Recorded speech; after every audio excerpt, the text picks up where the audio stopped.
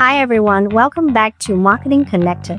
I'm your host Karen Wong and you're tuned into In Conversation, a series where we, as the title suggests, are in conversation with the industry's brilliant minds and experts.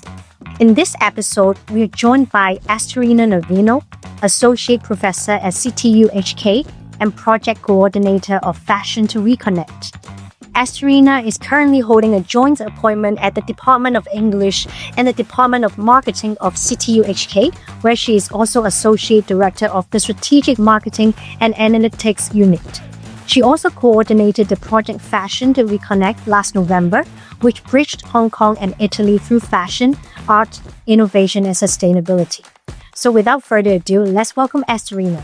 Hi Esterina, pleasure having you on the show. Hi, thanks for having me. So, following the successful conclusion of the event last year, one element that really stood out was the incorporation of the cultural index. Can you kindly brief us what is that and also how do you come across with that idea? Thank you for your question.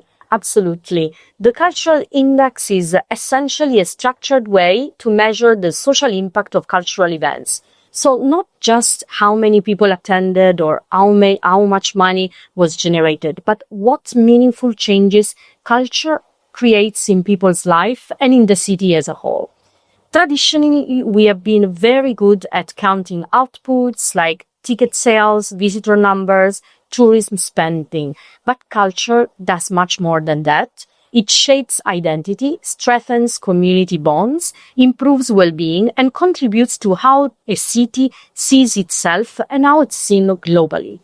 The cultural index that we have developed at the College of Liberal Arts and Social Sciences of City University of Hong Kong, indeed, looks at the broader public value, what makes it distinctive and what builds interconnected dimensions. First, it follows the impact value chain, so from inputs and activities to outputs and outcomes, and ultimately looks at the long-term impact. So we are not just asking how many visitors, but we are really looking at what's the change that this event has actually brought to the city. Some effects are, of course, immediate, like a boost in inspiration or well-being after attending a performance, but others may take years to actually become visible, such as stronger community cohesion or more resilient cultural identity at the city level. Third, I would like to really draw your attention to the fact that we measure the impact at the individual level, the community level, and the city level. So, for instance, we may want to track also what does the event brought to Hong Kong in terms of cultural brand, civic pride, and long-term resilience. I would say that the index is not about forcing every event into be measured in the same way, but it provides a sort of common benchmark. So organization can select the indicators that are most relevant to their missions, and then they can see how they actually contribute to the community. So I would say that it's not about how big was the event, but what did it improve in people's life. I think it's a brilliant idea, and I like the idea of you dissecting the index into different levels and celebrates creativity together in a city and across the world. So how can you talk us through how you actually leverage this index to bring all these creative minds together, like the stakeholders from the project itself? That's a wonderful question because Fashion to Reconnect is actually a very clear example of how the index works as a shared framework. When we incorporated the cultural index into the exhibition, the art installation, and all the different activation, we thought about each and every stakeholder involved: academia, creative professionals, policymakers, sponsors, and audiences. A common language, basically, to understand what success meant beyond attendance number. Instead of each group focusing on its own narrow objectives, the index pushed us to think in a way that we were all aligned with each other. So really thinking about public value, what activities we are delivering, what immediate outcomes we are generating, and ultimately, what is the longer impact that we are trying to generate. For example, in the programming perspective, the event intentionally blended Hong Kong and Italian creative heritage. Indeed, when we ran the survey, you will see that we do have evidence that the two cultures were actually working in a very balanced way. Indeed, attendees reported learning about Hong Kong and heritage, Italian heritage, is almost in identical amounts. That evidence demonstrates that genuine dialogue, rather than one culture dominating the other, was the reason of a true success. From the cultural institution and policymakers' perspective, I would say that this directly supports the goal about inclusion, diversity, and particularly seeing Hong Kong as East meets West exchange hub. In terms of other relevant data, we can say that over 70% reported actually an improved perception of Hong Kong as a global and innovative creative hub. That moves, of course, the conversation from was the exhibition very well received to did it strengthen Hong Kong cultural brand? And this was very important for us. Of course, we had to understand as well that for industry and commercial partners, the framework could reveal something that was equally important. Indeed, we could learn about how to drive economic behavior. We found that strong positive correlation between cultural knowledge gained and purchase intention, particularly when it comes to Hong Kong designers. This insight was very valuable, particularly for designers and all the companies that somehow got involved into the project. I would say that in a broader perspective, we can talk about creative economy. And this shows the great asset that a cultural exchange could actually bring to the city. Finally, of course, in terms of academia, in this case, the College of Liberal Arts and Social Sciences of the City University of Hong Kong also benefited from the fact that would be seen as a partner that could bring this innovation to the city. Yeah, I like the term creative economy. And as a lot of our industry experts and agency people have been talking about across their conversations, that creativity cannot be measured officially in terms of numbers, but then it's great to have an alignment in terms of the measurement of a creative success. So speaking of the event, I know it also drew a lot of creative talent and also celebrities and also some fashion icons to the project itself. So can you talk us through how did you come up with the idea of inviting them, and why did you reach out to them in the first place, and any challenges that you come across? Thank you for this question also, because it gives me the opportunity to mention my collaborators. So first of all, if we think of the Hong Kong-based designers and the Italian designers and brands, the whole project was curated by Tiziano Guardini, and we had the pleasure to work together with Città dell'Arte Fondazione Pistoletto and collaborate with the Camera Nazionale della Moda Italiana, the organizers of Milan Fashion Week. So in that sense, we worked all together to select those talents, particularly for Città dell'Arte Fondazione Pistoletto, Camera Nazionale della Moda Italiana, and the curator, Tiziano Guardini. They were in charge of scouting brands and designers in Italy that could exemplify what sustainable fashion actually means and how we could bring creativity together with art to promote sustainability. Then they also worked together with us on the selection of the Hong Kong-based creatives. That was also supported by our project consultant, Professor Dorian Ho. And in terms of, I would say, looking at how to bring the different creations together and basically create what you all have seen in terms of art installation and exhibition, we were very focused on bringing the talents to work together.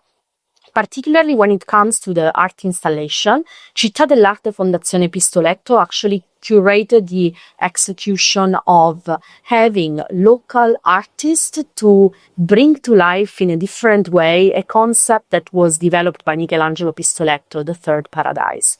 When it comes to the engagement of celebrities, influencers, for instance, we were supported by our peer agency in selecting, for example, Natalie Su and Planter Chen locally, because we wanted to really have someone that would have embraced by that time a sustainable lifestyle, and at the same time, someone that was passionate about arts and culture.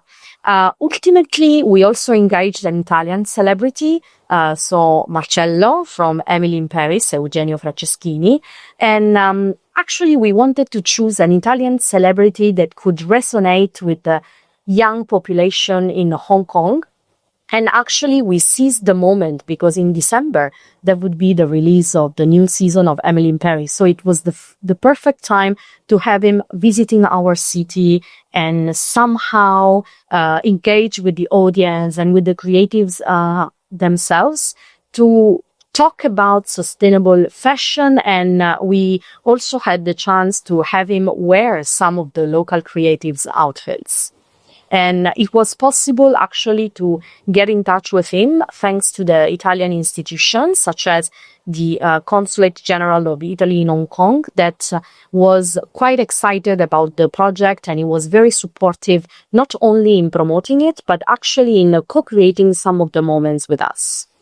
It's very impressive that you were able to bring all these big names from over the world in the fashion scene together, and also is a great platform to nurture the young creative talents. And especially when you mentioned Panther Chen, I'm very impressed by her sustainable art in terms of sustainable fashion. So I think it's a very good initiative in nurturing the young talents as well. So speaking of the marketing and advertising industry for our audiences out there. So how do you think this project can impact positively on the industry itself?